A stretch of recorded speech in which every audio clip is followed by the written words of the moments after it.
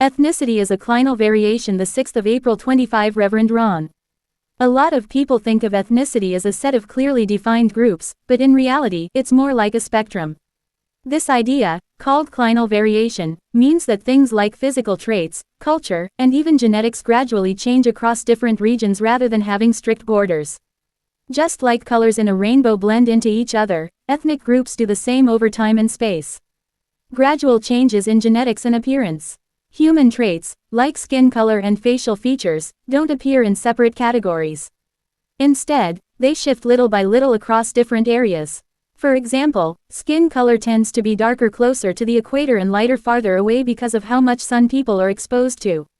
This change happens gradually, not in sudden jumps.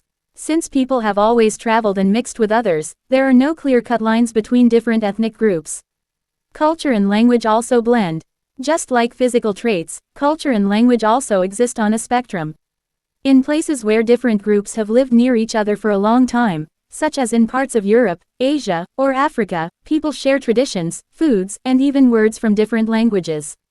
This shows that ethnicity isn't just about DNA, but also about shared history and interactions between groups. Migration and mixing over time.